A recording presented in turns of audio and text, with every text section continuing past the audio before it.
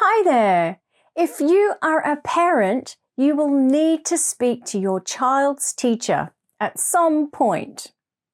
This can be quite daunting if English is not your first language. One of my students asked me to help with ways to politely speak to her child's teacher. She didn't want to keep saying, I want. So today we have 20 ways to politely talk to your child's teacher. Top tip, remember, the more words you use, the more polite it sounds in English. I know, it's weird. Very short questions and statements can sound a bit rude and blunt to native English speakers. Right, let's get started with some requests. A request is simply asking for something. The first 4 are phrased as statements. You are saying what you want, but politely. All these statements can be followed up with a question. Is that possible? Or do you think that's possible? Number 1, it would be good or great if, then you say what you want to happen or be done for your child. For example, it would be great if Suleiman could have more maths homework. Is that possible? Number 2, I would really appreciate. For example, I would really appreciate some extra help for Inaya's English. Do you think that's possible? Number 3, I believe your child would benefit from. For example, I believe Layla would benefit from extra support during phonics lessons. Is that possible? Number 4, I would like your child to, for example, I would like Chris to improve his handwriting by the end of term. Do you think that's possible? The next 4 requests are in question form. Number 5 is there any way that my child could? For example, is there any way that Hadia could have a chair wedge? Number 6, is it possible for child to? For example, is it possible for Salim to stay in the classroom at lunchtime? He is overwhelmed in the playground. Number 7, would you mind? For example, would you mind checking if Jamila is having enough to drink? Number 8, could child please do or have? For example, could Anya please enter the spelling competition? Could Billy please have a pencil grip? General questions. Here are 5 general questions you can ask to get the most information about how your child is doing. Number 1, what activities most engage my child in his or her learning? Number 2, do you think my child is making friends? If the answer is not very positive, then you could ask a follow-up question. What is being done to help him or her with this? You will notice that I've used the passive voice for this question, being done. This is a way to say that someone should do something without directly saying who should do it.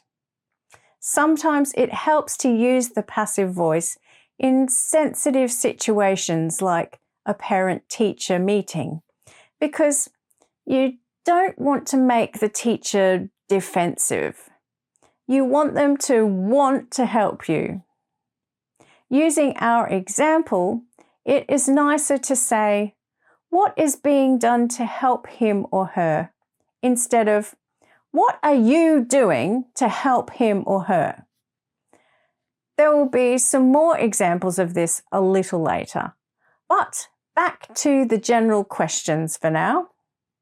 Number 3, what is the biggest challenge for my child? Here you are trying to find out what your child struggles with the most. Number 4, what has been my child's biggest success so far? Number 5, what can I do to help at home? Teachers love when parents are willing to get involved at home with their child's learning. Now, for a situation that has made you angry or concerned, I have some more questions you can ask. Try to stay calm. Be careful with your tone of voice. You want your child's teacher to be willing to help you, not defensive. Number 1, I am not happy with, and now you say a situation in the past or present. Follow this with a question. How can we resolve this? Now, it is nicer to say, how can we resolve this, or what can we do about this? It sounds like you are willing to work with the teacher rather than expecting them to do everything. For example, I'm not happy with the amount of time Evan has with a teaching assistant each week. I think he should have more time. How can we resolve this? Number 2, I believe that, and now you explain the situation that has made you angry or concerned. Follow this with a question. Could you help me to understand why this happened or is happening? For example, I believe that Naeem's class was left unsupervised for an hour yesterday. Could you help me to understand why this happened? And number 3, my child has come home upset. And now you say how often they've come home upset. He or she told me that, and you explain the situation. Do you know anything about it? And again, we can use the follow-up question, how can we resolve this? Now, here's the example. Rachel has come home upset every day this week. She told me that she is being bullied by another child. Do you know anything about it? How can we resolve this? Now I have some questions if you have concerns about special educational needs. Number 1, I would like my child to be seen or observed by a professional. For example, I would like Ibrahim to be seen by a speech therapist. I would like George to be observed by the SENCO. A SENCO is the Special Needs and Disability Coordinator in a British school. They might have a different title in your country. You might also want your child to be seen or observed by an occupational therapist or an educational psychologist.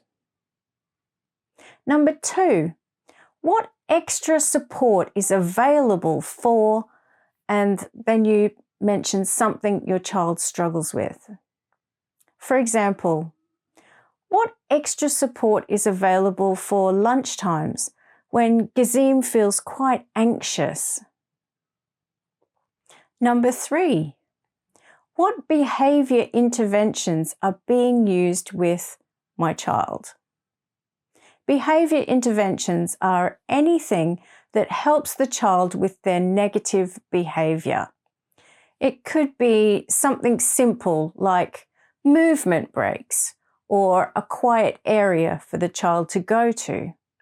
Or it might be something bigger like a specific program that is for a particular type of behavior. Number 4, how is my child coping with, and then you mention something your child struggles with. For example, how is Freddie coping with the noise in the classroom? Now, I have a writing and speaking task for you. I would like you to practice writing and speaking using some of these sentence prompts. Write down any questions that apply to your child's situation. You don't need to use them all, just pick the ones that you feel the most confident with. Write down what you want to say to your child's teacher, and then practice your sentences in front of a mirror, or even record yourself on your phone with video or audio. If you would like to write some of your sentences in the comments so that I can check that they make sense, please do. Okay, that's all for today. I hope you found it helpful. Please leave a like and subscribe. Bye.